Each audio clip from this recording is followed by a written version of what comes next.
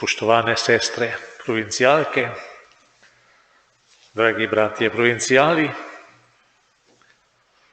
dragi bratje in sestre, tukaj smo pri patrih jezuitih v Dravljah, ki letos za ljubljansko nadškofijo gostijo srečanje vseh Bogu posvečenih ob dnevu posvečenega življenja. Pozdravljam vas kot predstavnike vseh tistih redov, nismo čisto vsi, ki svojo karizmo živite v naši cerkvi. In prosim vas, da moje pozdrave in blagoslov prenesete tudi sestram in bratom, ki ne morejo biti z nami, so pa z nami, kot sem rekel, v naših molitvah, v daritvi svete maše in v prošnji Bogu za vse tiste namene, ki jih vaše ustanove in posamezni člani potrebujejo v tem trenutku, v teh okoliščinah, da bi mogli po navdihu Božjega duha živeti karizmo tako, da bo govorila našemu času. Božja beseda na praznik Jezusovega darovanja nas vedno močno spodbuja k premišljevanju. Od Jezusovega rojstva je minilo 40 dni. Zato je čas, da izpolnijo predpis Mojzesove postave. Prvi predpis je bil obreza, 8 dni po rojstvu.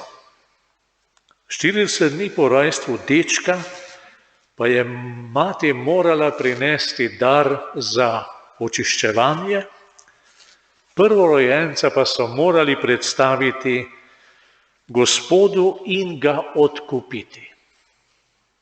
Zato sta tudi Marija in Jožef prinesla Jezusa v tempelj, da bi zanj storila po običaju postave.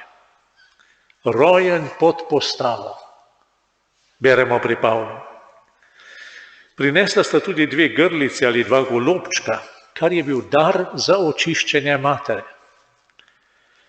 Mojzes je namreč zapovedal, ko se dopolnijo dnevi njenega očiščevanja, bodisi pri sinu ali hčeri, naj prinese duhovniku k vhodu v vzhodni šotor enoletno jagnje za žgalno in golobčka ali grlico za daritev za greh. To naj daruje pred Gospodom.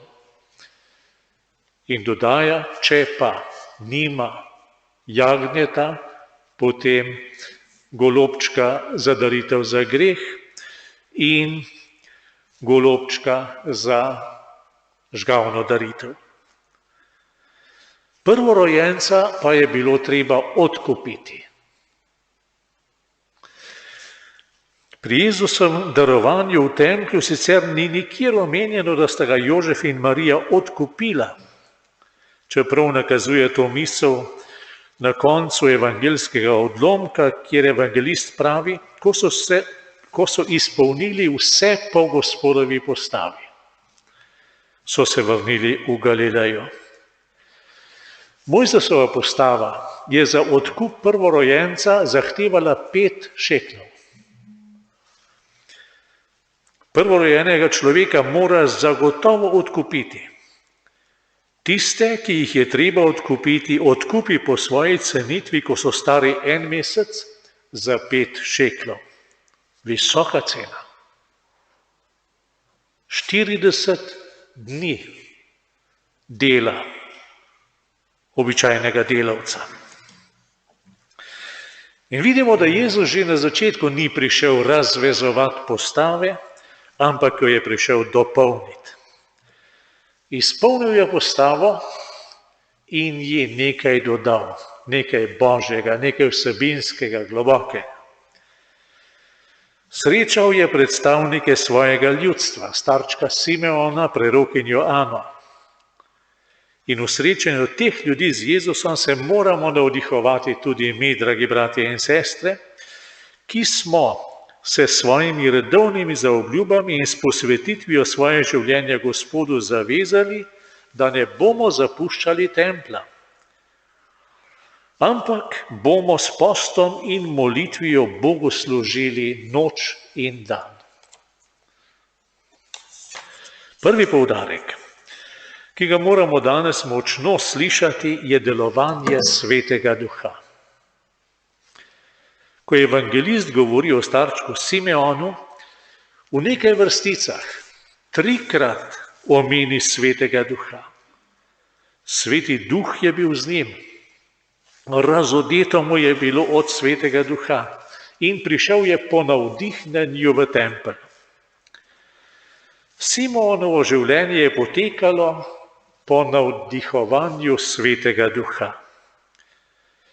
Ker ga je vodil Duh in ker se je dal voditi Duhu, je bil v templju takrat, ko sta Marija in Jožef prinesla Jezusa.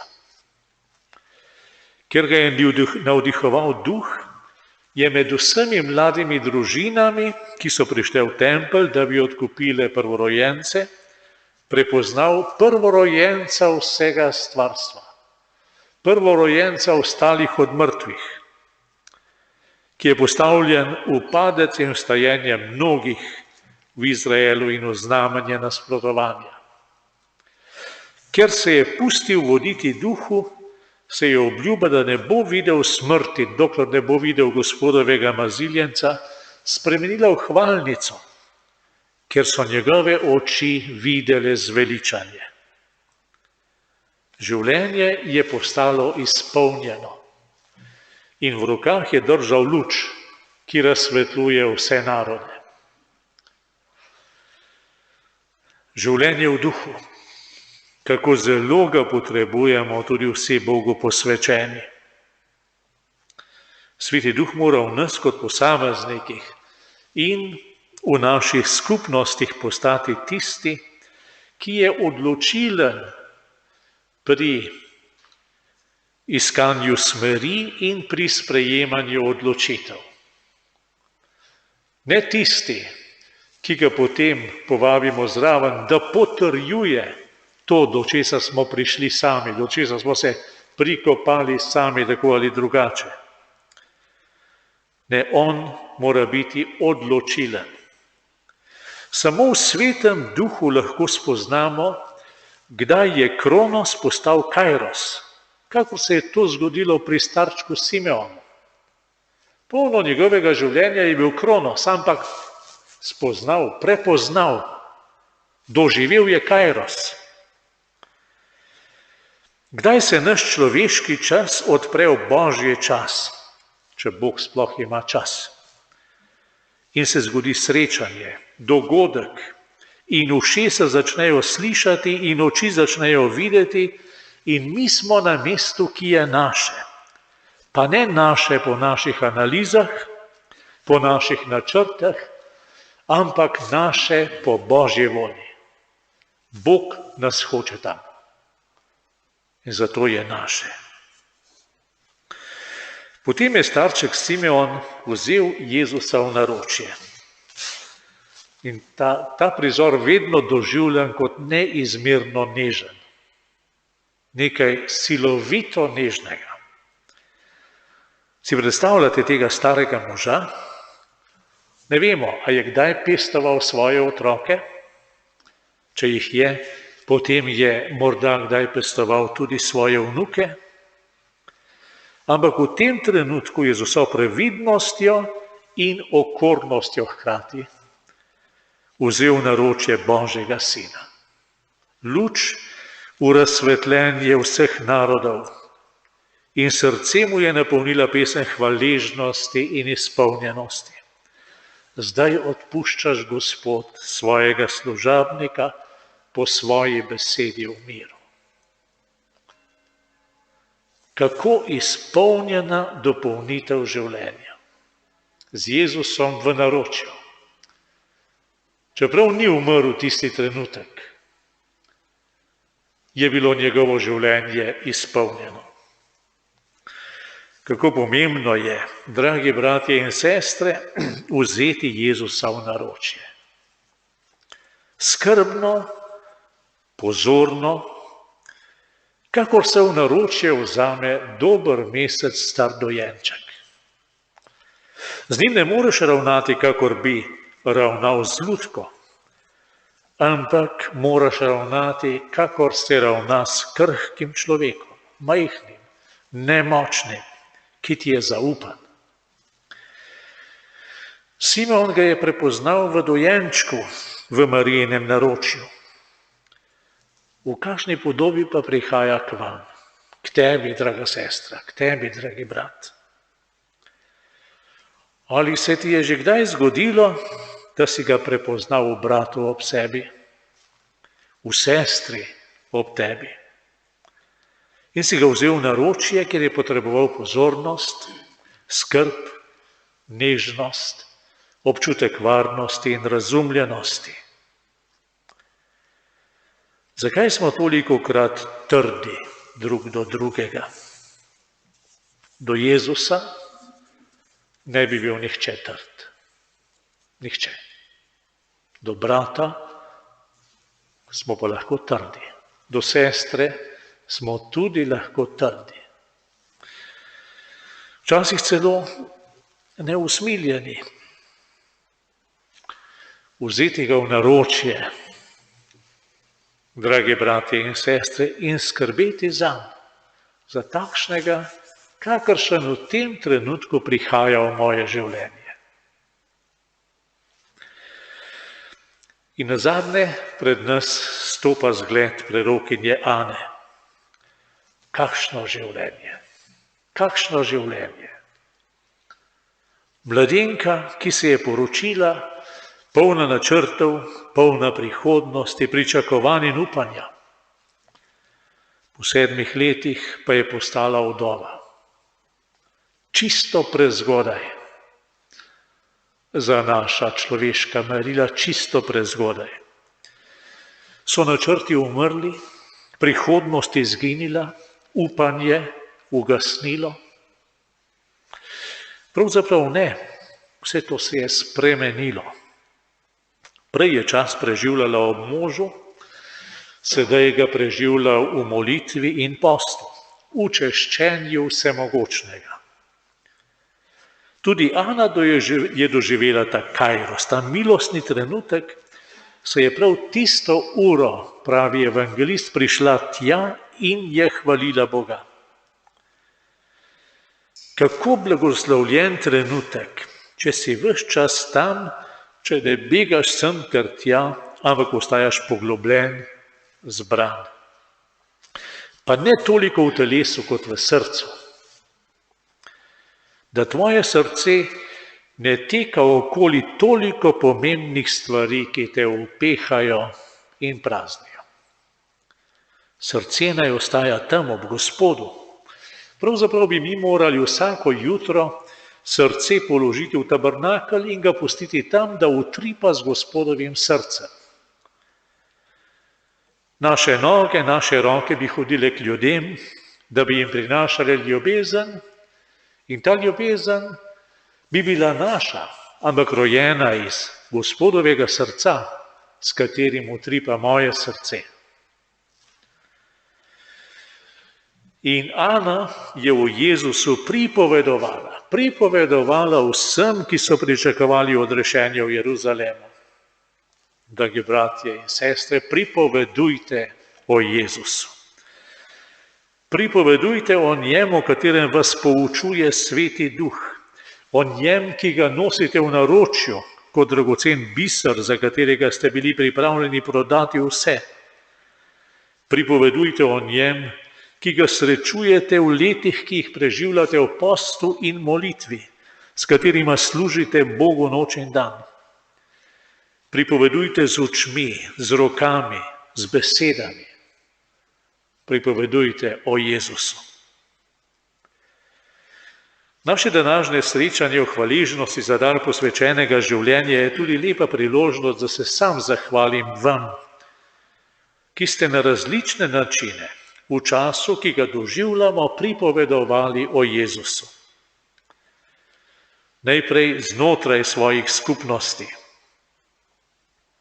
Sicer res živite za samostanskimi zidovi, a ti zidovi stojijo sredi sveta in niso nepropustni. Kar doživlja svet, doživljate vi. Zato je tudi korona kriza zaznamovala vaše skupnosti. Hvala vam, da ste skrbeli drug za drugega. In ta čas, ki ste ga preživeli, govori o zvestobi, ki jo je preizkusilo trpljenje, o pogumu, o vedrem pričevanju, čeprav tudi v trpljenju in negotovosti, o podelitvi vsake skrbi in vsake rane, o negi in bližini do zadnjih, o ljubezni in služenja, če bi bilo treba tudi za ceno življenja, je zapisal papež Frančišek v okrožnici Vsi bratje. Hvala vam, da ste pripovedovali o Jezusu kot prostovoljci po domovih za ostarele, po bolnicah in na toliko drugih krajih, kjer je bila stiska. Hvala vam, da ste trdi kronos spreminjali v milostni kairos zase in za druge, ker je bil Gospod vaša luč. Naj Marija, naša mati in mati Cerkve, prosi, da se bo v vas krepila živa in ljubeča vera, trdno in veselo upanje ter ponižna in dejavna ljubezen. Amen.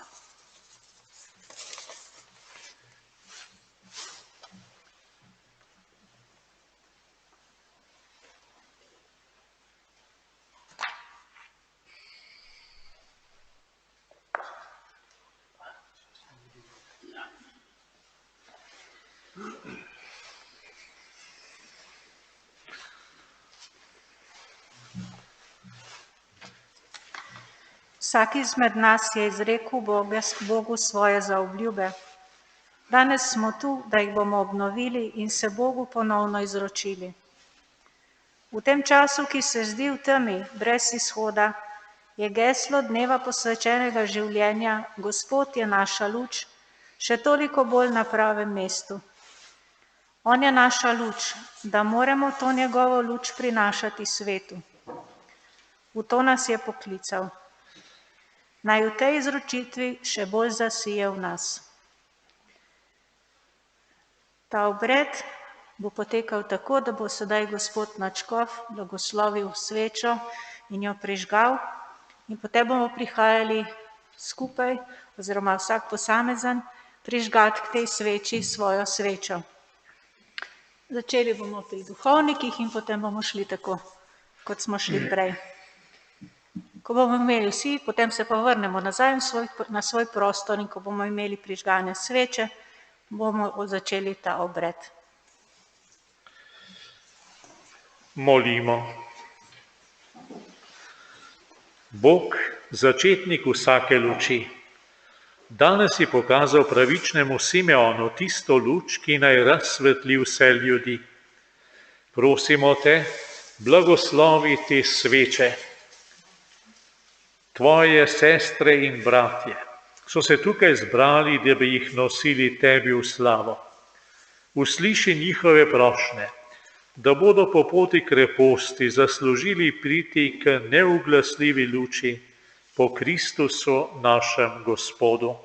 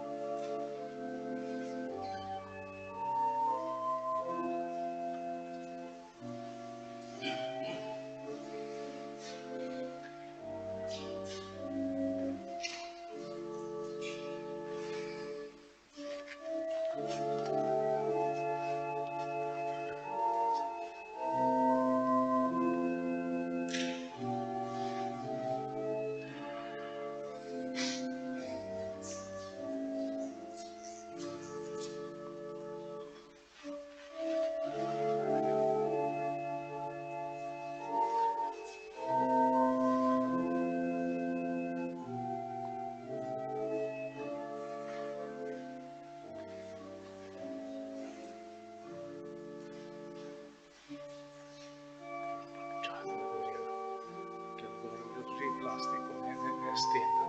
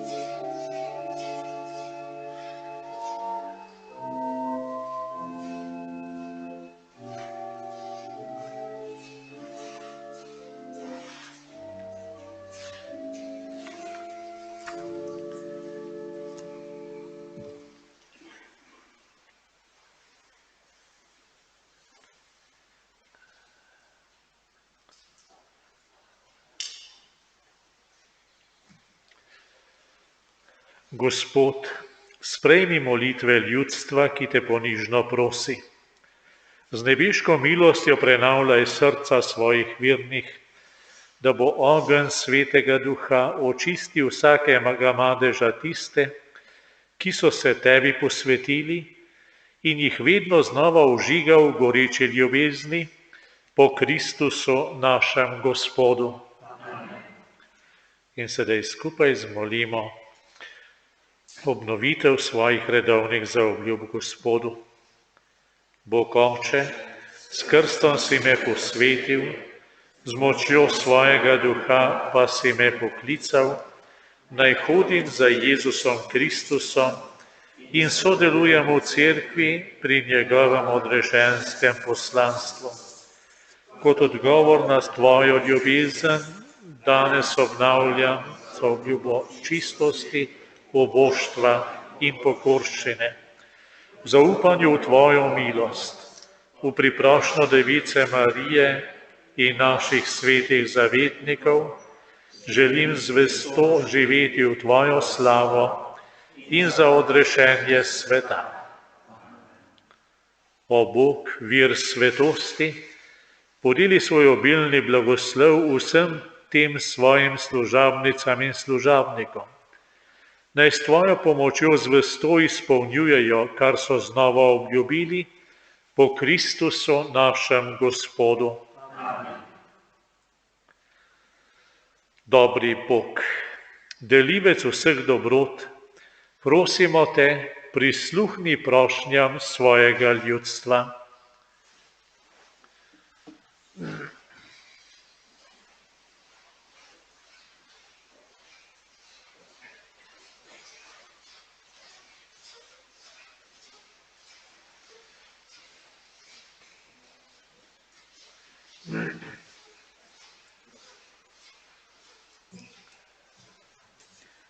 Gospod, prosim te za papeža Frančiška, našega nadškofa Stanislava in vse slovenske škofe in duhovnike, podpiraj jih svojo milostjo in jim daj zdravja in moči, da bodo v današnjem težkem času nosilci upanja in tvoji zvesti oznanjevalci evangelija. Prosimo te, usliši nas.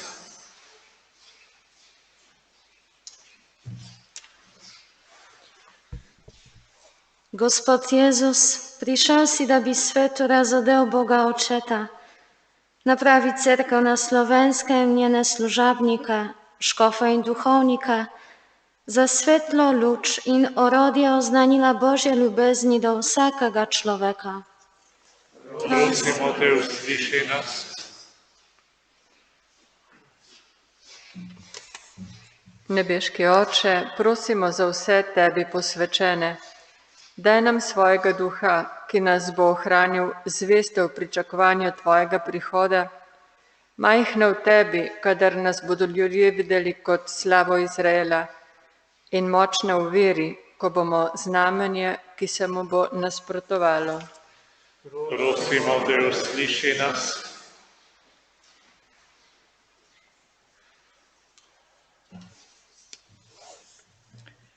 Gospod, ozri se na tiste mlade, ki jih vabiš na pot za seboj. Daj jim vere in zaupanja, da ti sledijo. Naj postanejo tvoji pričevalci v današnjem svetu. Prosimo te, usliši nas.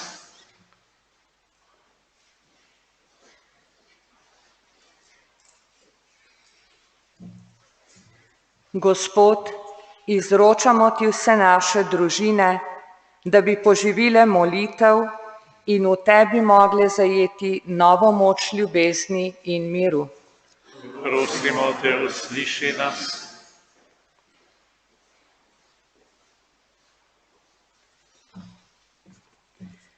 Gospod Jezus Kristus, Božji zdravnik, prosimo za bolne brate in sestre po naših skupnostih, ter za druge bolnike, posebno tiste, ki so zboleli za covidom, naj bodo deležni posebne Božje pomoči in tolažbe. Prosimo te, usliši nas.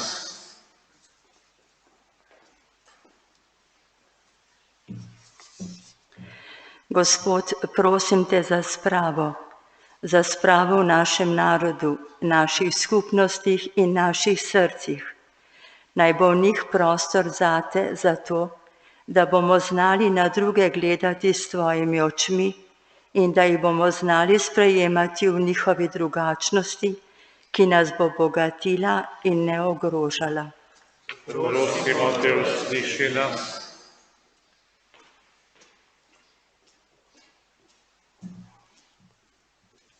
Simeon ju je blagoslovil. Prosimo Gospoda, da bi bilo tudi v našem svetu vedno več miru in blagoslova.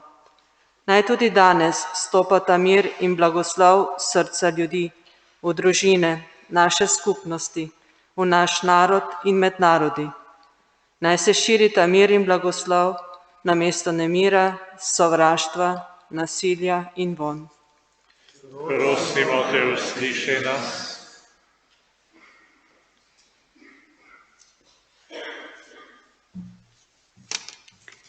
Dobri Bog, Ti si neugasljiva luč in večna ljubezen. Vsem našim rajnim bratom in sestram, domačim in ubogim, prijateljem in dobrotnikom, podeli večno srečo pri sebi. Prosimo te, usliši nas. Nebeški Oče, pred te smo prišli s svojimi prošnjami in te povedali prošnje cerkve in naših skupnosti. Ozri se tudi na tiste prošnje, ki ti jih izrekajo naša srca in jih potrebujemo tako zelo v svojem vsakdanjem življenju in odnosih. Usliši vse po Kristusu našem Gospodu. Amen.